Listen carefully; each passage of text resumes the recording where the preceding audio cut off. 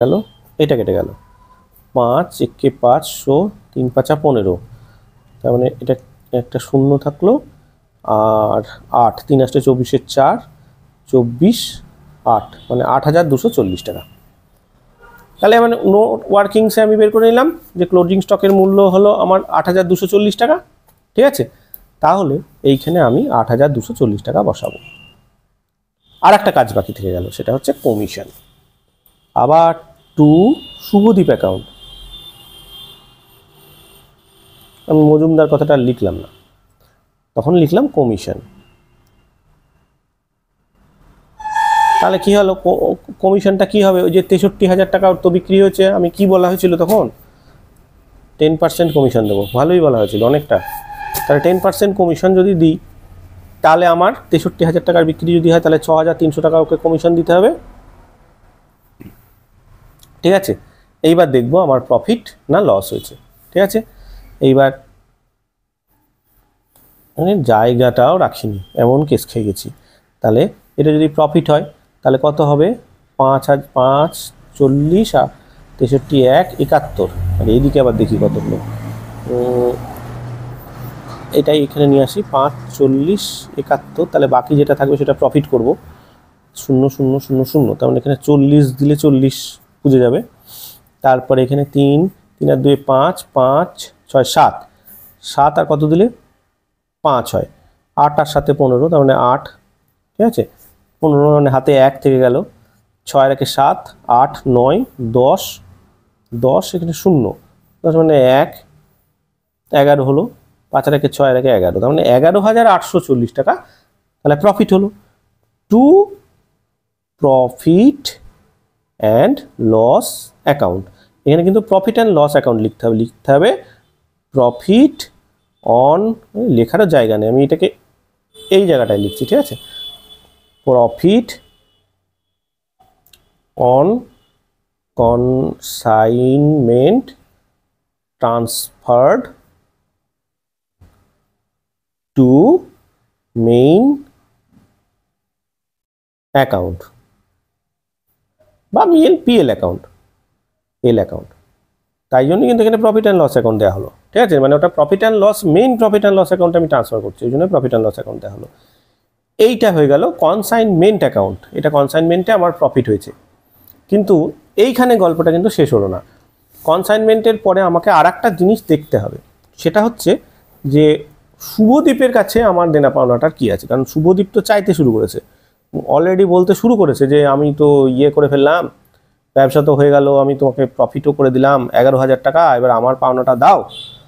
ওটা স্বাভাবিক ব্যাপার, ও তো ভালো ছেলে, ও বলবে, এটা তো খুব স্বাভাবিক জিনিস। তো এইবার আমি তাহলে কি করব, এখানে একটা শুভদীপ অ্যাকাউন্ট বলে তৈরি করব,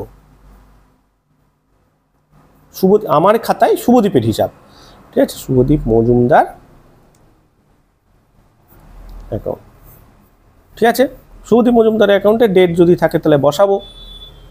এবার প্রথমে আমি কি করেছিলাম, প্রথমে আমি এইখান থেকে হিসাব দেখতে শুরু করব, শুভদীপ বাই শুভদীপে বলে এইখানে আমাকে শুভদীপ 63,000 টাকা যেটাও বিক্রি করেছে সেটা তো আমার প্রাপ্য। তাহলে এবার এই অ্যাকাউন্টটা কোথায় থেকে আসছে, এইখান থেকে, তাই না। তার মানে কনসাইনমেন্ট টু দিল্লি অ্যাকাউন্ট থেকে আমি পাবো টাকাটা। তাহলে এখানে ডেট থাকলে date, to consignment to Delhi account, এই করে আমি লিখলাম 63,000 টাকা, ঠিক আছে। এই করে লিখলাম 63,000 টাকা। আবার দেখছি যে ওর এইখানে ও আবার খরচ করেছিল 2200 টাকা, এটাও তাই, বাই শুভদীপ, বাই শুভদীপ বলছি, বাই হচ্ছে এই consignment to Delhi account, consignment to Delhi account, এটা করব এক্সপেন্সেস, হলো 1200 টাকা, না 2200, তাহলে 2200 টাকা, ঠিক আছে। আর একটা আবার দেখতে পাচ্ছি যে ও এখানে ও কমিশন পাবে এবার 6,300 টাকা, তাহলে আবার এটাও তো আসছে কনসাইনমেন্ট অ্যাকাউন্ট থেকে, কনসাইনমেন্ট টু দিল্লি অ্যাকাউন্ট থেকে আসছে। এখানে কি ওটা ওর হচ্ছে কমিশন, COMMISSION কমিশন 6,300 টাকা।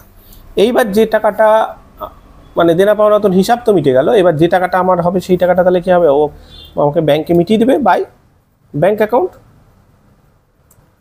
অথবা যদি না মেটায় তাহলে ব্যালেন্স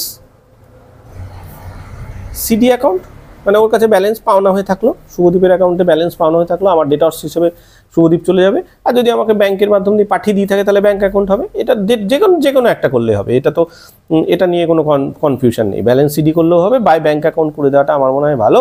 টাকা পয়সা ভাই শোধ হয়ে গেছে, গল্প শেষ হয়ে গেছে, তাই করতে ভালো। তাহলে এই দিকে আমার হলো 63,000, এই দিকে তাহলে আমাকে 63,000 লিখতে হবে, হলো। তাহলে বাকি পড়ে থাকলো কত, 3 আর 2 5, 5 আর কত দিলে শূন্য হয়, 5 দিলে 500, হলো 10 হয়ে গেছে এখানে। তাহলে হাতে থাকলো 1, 2 1 3, 3 আর 6 9, 9 আর কত দিলে 4 দিলে 13 হয়।